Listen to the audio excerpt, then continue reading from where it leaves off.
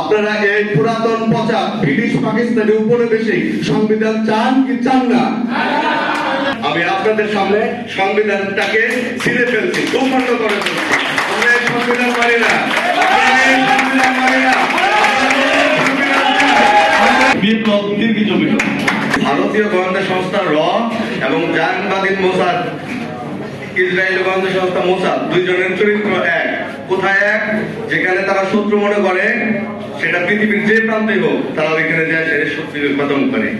তো তারা আজও বাংলাদেশে আমাদের যে সরকার, জুলাই বিপ্লবের পরবর্তী যে সরকার, আমাদের সরকার হচ্ছে পৃথিবীর একমাত্র সরকার যে সরকার প্রধান হচ্ছে নোবেল লরিয়েট। আমাদের যে সংবিধানটা রচিত হবে সেটা হচ্ছে আমাদের 24শে জুলাই আগস্টের শহীদের রক্ত দিয়ে। তো আমাদের সাথে কোনো ছলচাতুরি কেউ করলে আমরা সেটা মাথা পেতে দেব না। 16 বছরের জুলুমের কথা আপনারা সবাই জানেন, এটা নতুন করে আর কিছু বলতে চাই না। শুধু এটুকু বলতে চাই, আপনাদের মনে আছে কিনা যে পিলখানায় 57 জন যে অফিসার হত্যা করা হয়েছে, সেটা আপনারা মনে আছে? জুলাই আগস্টে ফ্যাসিস্ট হাসিনা এবং পুলিশ যে গণহত্যা চালিয়েছে, সে হত্যার কথা আপনাদের মনে আছে? আপনারা কি শেখ হাসিনার বিচার চান? হাত তুলুন। আমরা বলতে চাই, শেখ হাসিনাকে গণহত্যাতে বিচার করার আগ পর্যন্ত আমাদের এই লড়াই সংগ্রাম চলবে। সেই সাথে আরেকটা বলতে চাই যে গণহত্যাতে অভিযুক্ত আওয়ামী লীগকে উপযুক্ত শাস্তি দিতে হবে, প্রয়োজনে তাদেরকে নিষিদ্ধ করতে হবে, প্রয়োজনে তাদেরকে কঠোর থেকে কঠোর শাস্তি দিতে হবে। আমরা হচ্ছে বাংলাদেশী, আমরা হচ্ছে এদেশের সন্তান, এই ভূমির সন্তান। আমরা স্বদেশী রাজনীতি করব, কোন বিদেশির তাবেদারি আমরা করব না। এখন আপনাদের কাছে আমার প্রশ্ন, আপনারা এই পুরাতন পচা ব্রিটিশ পাকিস্তানের উপনিবেশিক সংবিধান চান কি চান না? আমরাও এই সংবিধান চাই না।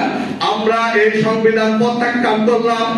আগস্ট জুলাই হত্যাকাণ্ডে সকল শহীদের রক্তের বিনিময়ে আমরা যে বিজয় অর্জন করেছি, আমরা সেই বিজয়কে অক্ষুণ্ণ রাখবো এবং শহীদের রক্তের বিনিময়ে আমরা যে বিজয় অর্জন করেছি, সেই বিজয়কে আরো সুসংগঠিত করার জন্য আমরা দেশপ্রেমিক জনগণ নিয়ে একটি সংবিধান প্রণয়ন করে এই জাতিকে অবর্ত দেব।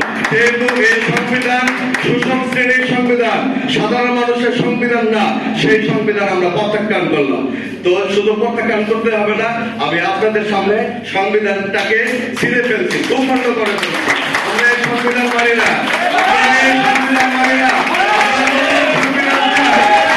সংবিধান মানি না।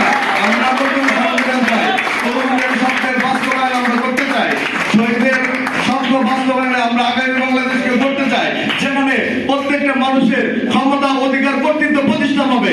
আমাদেরকে 5টা মৌলিক অধিকারের কথা বলে আমাদের মূল যে আমাদের অধিকার, সেই অধিকার আমাদের হরণ করা হয়েছে। তো আমরা এই জায়গাতে সুস্পষ্ট বলতে চাই, আমরা সংবিধান সংস্কারের জন্য 250 থেকে 500 সদস্য বিশিষ্ট সকল রাজনৈতিক দল, সামাজিক, সাংস্কৃতিক, ধর্মীয় সংগঠন এবং বিভিন্ন শ্রেণী পেশার মানুষদের আমরা আহ্বান জানাবো, আসুন আমরা একটি জাতীয় কমিটি করে সরকারকে সহযোগিতা করি এবং এই সংবিধানটি প্রণয়ন করি। এই বলে আমার সংক্ষিপ্ত বক্তব্য আমি শেষ করছি। সবাই ভালো থাকেন। বিপ্লব দীর্ঘজীবী হোক।